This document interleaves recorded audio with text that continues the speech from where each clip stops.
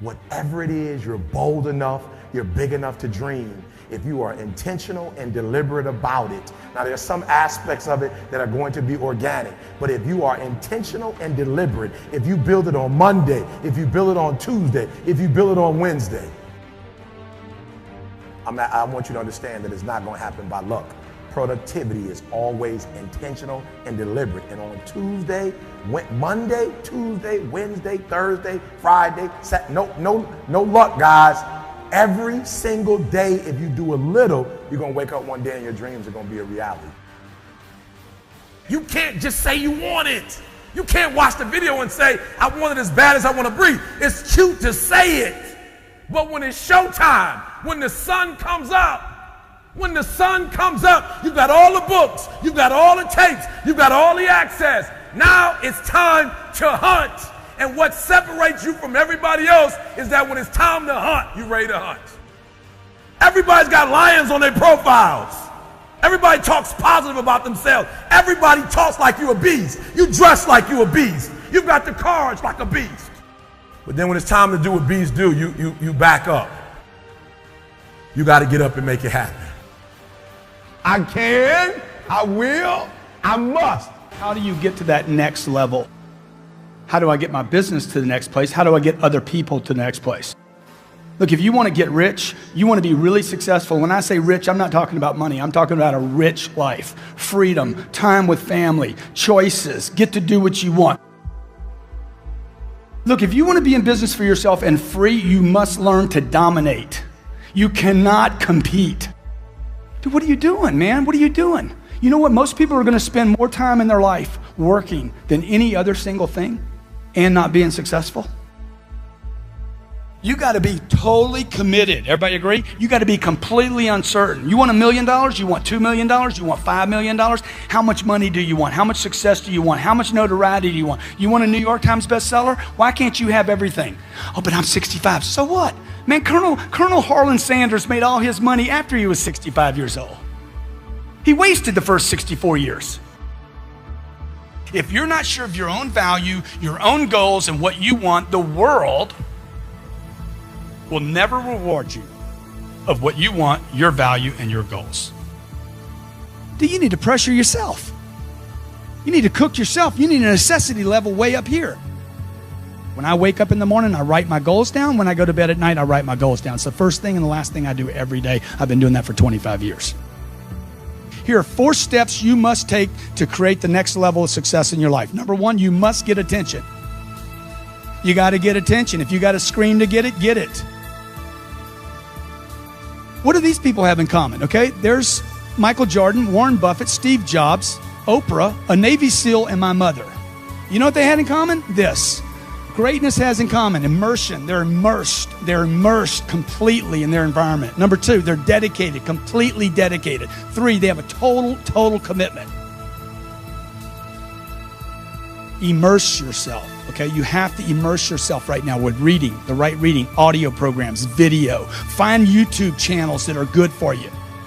Immerse yourself with books, audio, video, daily, okay? You hit all 3 of those where I'm reading something, listening to something, and watching something. These are completely different ways to learn.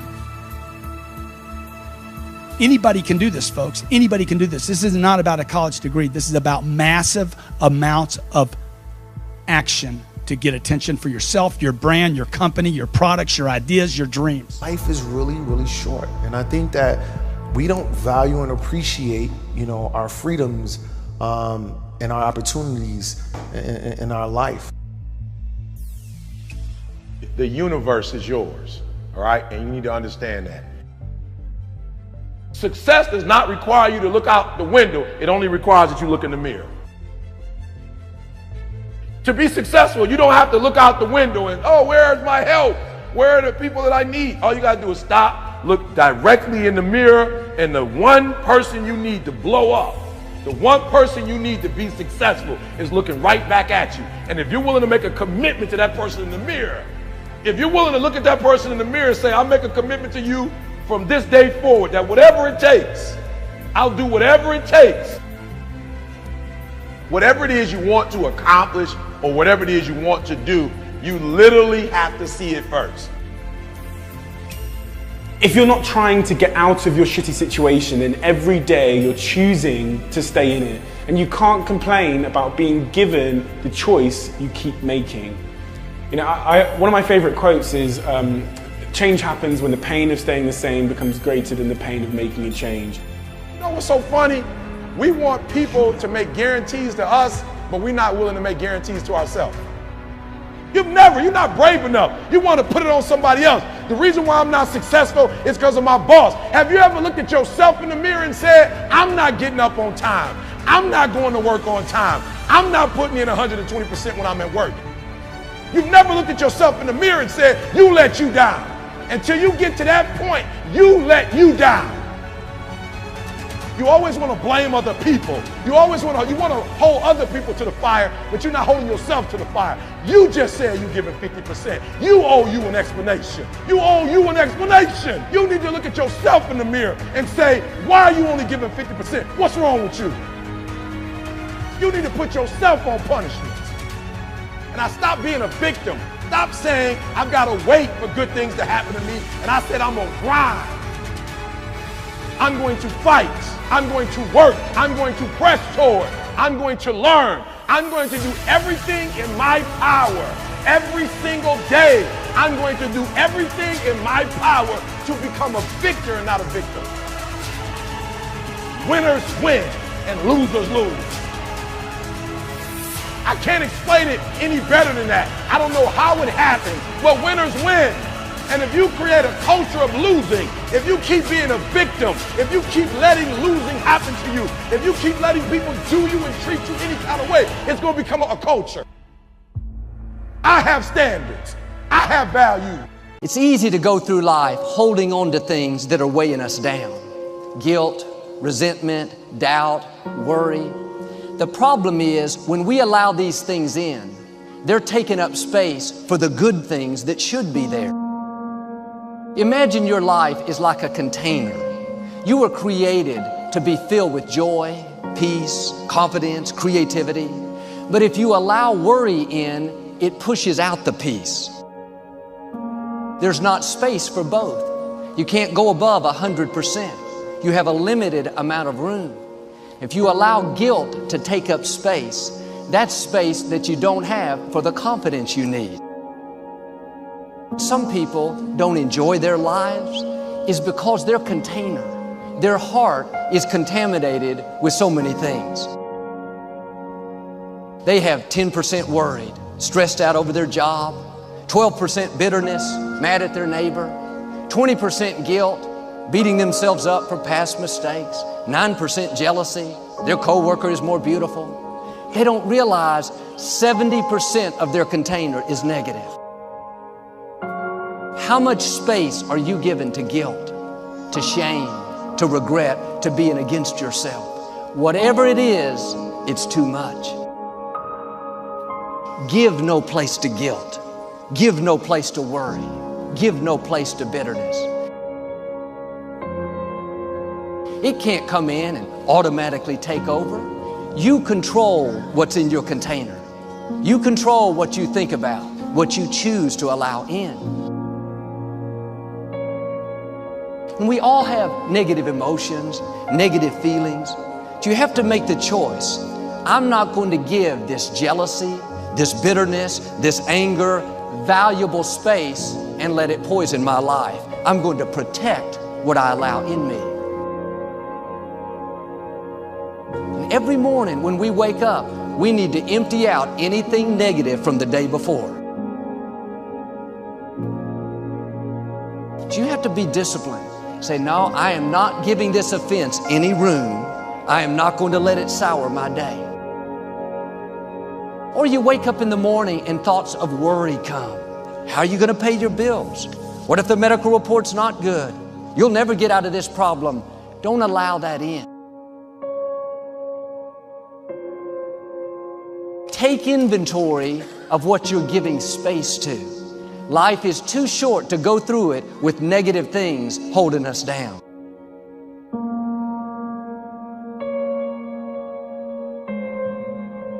Worry will make you weak.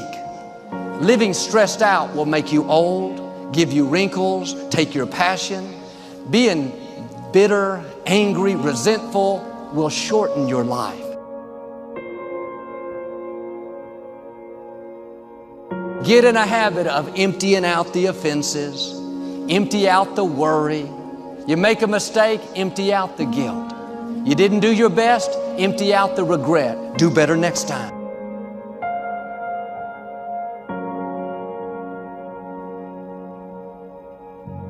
He'll remind you of every mistake you've made for the last 30 years. It's easy to live life in regrets, thinking about what you should have done differently. Man, I should have raised my children better. Should have been more faithful in my marriage. I should have finished college. Don't go through life looking in the rearview mirror, down on yourself, living in regrets. You can't do anything about the past, but you can do something about right now. Being against yourself doesn't help you do better. It pushes you down. Why don't you forgive yourself? Why don't you empty out the guilt? Why don't you turn off the accusing voices?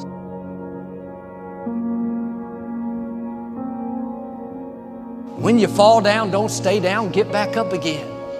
When the accuser whispers, look at you, you blew it again, you'll never get it right. Just answer back, yes, I know I'm not perfect, but I am forgiven. I may not be where I should be, but I'm making progress. I'm moving forward. I'm not where I used to be. Don't let guilt poison your future. Empty it out.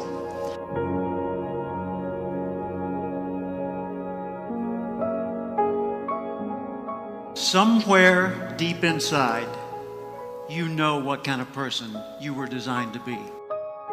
If you want to produce great acorns, think like an oak, not like an acorn. Think like the person you intend to become. Like the Christian question, what would Jesus do? Ask yourself, how would the person I'd like to be? The acorn has three parts. It's got a stem, a cap, and a seed. And the stem represents its connection to the past. All the acorns, all the oaks that have ever existed in its line before are encoded in that transfer through that stem, the legacy into this acorn. The cap holds onto the seed until the seed's ready to grow on its own. So the cap represents your coaches, your mentors, your role models, your guides, your parents, your friends, your teachers. What kind of seed is in you? I believe part of our responsibility in life is to find out who we are, to discover ourselves. First off, we need to respect our nature. We need to realize we are part of a continuing chain that carries a legacy and a responsibility. There are many things we can do with our lives, and I think it's our job to find out what those things are and to do them as well as we possibly can so that we're passing along the right imprint for the next generation. So first, we need to respect our nature. Second, we need to know our nature. Take Aristotle's advice, know thyself, but know things about yourself that most people don't discover. For example, know how you're smart, not just how smart you are in comparison to others. In what ways are you smart? Know what you care about. What are the values that motivate your choices? If you will spend 1 extra hour each day studying your chosen field, you'll be a national expert in that field in 5 years or less. So nurture your nature. Figure out, first off, I am valuable. Accept that. I want to know who I am, and I want to know how I operate and how can I understand me better.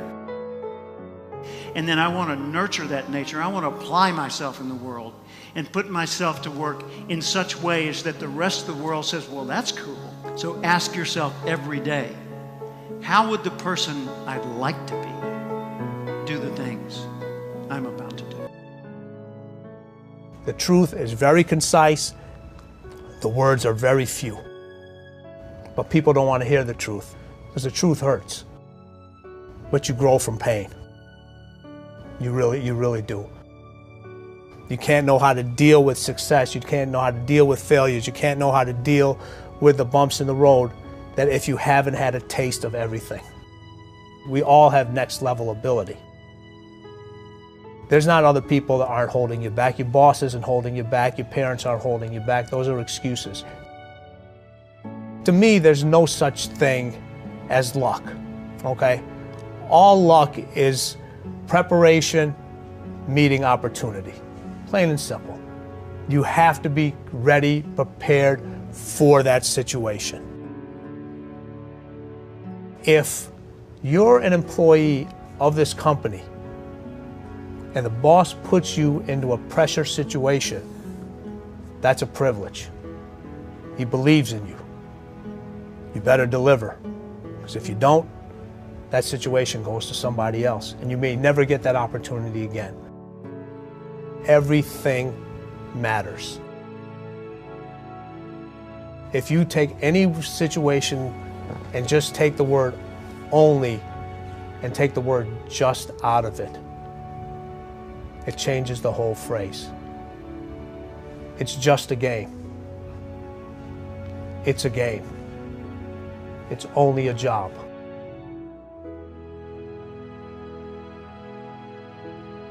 The body has limitations, the mind does not.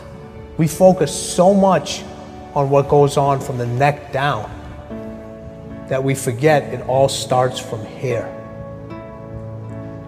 Everything starts from here. If you're not mentally ready, you're never really physically prepared. And that's where the preparation starts. I firmly believe that everybody in this room, everybody on this planet has a gift. It's your job to figure out what that gift is. Then it becomes your job to decide whether you're going to act on that or not. Everyone sees the work that you put in, but it's what you don't see is going to determine how far you're going to get. I hear stuff all the time. People say, oh, look in the mirror and you'll see why you're not succeeding. I don't believe that, okay? It's what you don't see in the mirror. That's what's holding you back. It's what you're not willing to see is why talent is not enough. And when you finally see it and accept it and decide to work on it, then you can take that next level. A lot of people ain't honest with themselves about what they really want. You want to make more money than you've ever made. You want to travel the world. I don't know. You want to build your second home. I'm not sure what you want, but I need you to understand that you got to give some. You can't stay where you are and go where you're trying to go. Do not let any job that you do kill your dream, because the only thing that can make you feel alive is your dream. Honestly believe that if people are not calling you crazy, your dream isn't big enough. No matter how many people told me no, no matter how many people lied to me, focus on one thing. Make it your priority and stick with it no matter what. Whatever your dream is, whatever your goal is, you're not going to be able to make it happen if you don't have a dream party every day. Like, you've got to have a dream session. You've got to take out 10 minutes, 15 minutes, 20 minutes, however much time you have, and you've got to actually go in a room, close the door, and you've got to see yourself doing it. You've got to feel yourself doing it. You've got to actually walk in it. You've got to go in the future, live it out, come back in the present, and start working toward it.